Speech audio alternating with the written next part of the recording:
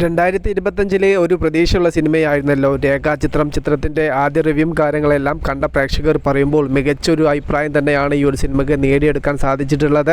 ഈ വർഷത്തെ ആദ്യ സൂപ്പർ ഹിറ്റ് ആസിഫ് അലി എന്ന നടൻ്റെ പേരിൽ ചേർക്കപ്പെടും എന്നുള്ളത് ഏകദേശം വ്യക്തമായിട്ടുണ്ട്. മികച്ചൊരു പബ്ലിക് റെസ്പോൺസ് ആണ് ഈ ഒരു സിനിമയ്ക്ക് വന്നുകൊണ്ടിരിക്കുന്നത്. അതുകൊണ്ട് തന്നെ ഇപ്പോൾ ബുക്ക് മൈ ഷോ ആപ്പിൽ ട്രെൻഡിങ്ങിലേക്ക് കയറിയിട്ടുണ്ട്. രാവിലെ വരെ വലിയ രീതിയിലുള്ള ബുക്കിംഗ് ഒന്നും ഈ ഒരു സിനിമയ്ക്ക് കണ്ടിട്ടില്ലായിരുന്നു. എന്നാൽ ഇപ്പോൾ സിനിമയുടെ റിവ്യൂവും കാര്യങ്ങളെല്ലാം പുറത്തു വന്നതിൻ്റെ ശേഷമാണ് വലിയ രീതിയിലുള്ള ട്രെൻഡിങ്ങിൽ ബുക്ക് മൈ ഷോ ആപ്പിൽ ചിത്രം പോയിക്കൊണ്ടിരിക്കുന്നത്.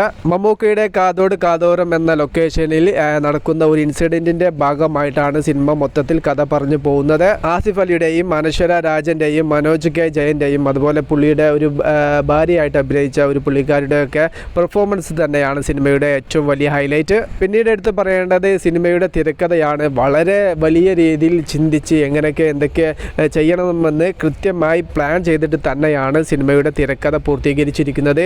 അതിന് വലിയൊരു കയ്യടി തന്നെ അർഹിക്കുന്നു. മമ്മൂക്കയുടെ ഒരു പ്രസൻസ് മൊത്തത്തിൽ ഈ ഒരു സിനിമയിൽ ഉണ്ട്. മമ്മൂക്ക ആരാധകർക്ക് ആവേശമായി തിമിർക്കാനുള്ള എല്ലാവിധ സംഭവങ്ങളും AI രൂപത്തിൽ ചെറുതാണെങ്കിലും മമ്മൂക്ക ആരാധകർക്ക് വേണ്ടിയിട്ട് ആ ഒരു വിൻറ്റേജ് മമ്മൂക്കയെ ഈ ഒരു സിനിമയിൽ കാണാൻ വേണ്ടി സാധിച്ചു. പിന്നെ അതുപോലെ പിന്നീട് എടുത്ത് പറയാനുള്ളത് സിനിമയുടെ ബാക്ക്ഗ്രൗണ്ട് മ്യൂസിക്കാണ്. അത് നല്ല രീതിയിൽ തന്നെ ചെയ്ത് വെച്ചിട്ടുണ്ട്. സിനിമ കഴിഞ്ഞ് പുറത്ത് വരുമ്പോൾ മമ്മൂക്കയുടെ കയ്യൊപ്പോട് കൂടിയാണ് സിനിമ അവസാനിക്കുന്നത്. അപ്പോൾ കിട്ടുന്ന ഒരു കിക്കുണ്ട്, ഒരു വേറെ ലെവൽ അനുഭൂതി അല്ലെങ്കിൽ തിയേറ്റർ എക്സ്പീരിയൻസ് തന്നെയായിരുന്നു ആ ഒരു ഒപ്പിൽ നിന്നും എനിക്ക് ഉണ്ടായിട്ടുള്ളത്. എന്നിലുള്ള പ്രേക്ഷകനെ തൃപ്തിപ്പെടുത്തുന്ന രീതിയിൽ തന്നെയാണ് സിനിമ അവസാനിച്ചിരിക്കുന്നത്. എനിക്കൊരു നല്ലൊരു എക്സ്പീരിയൻസ് ആയിട്ട് തന്നെയാണ് ഈ ഒരു സിനിമ അനുഭവപ്പെട്ടിരിക്കുന്നത്.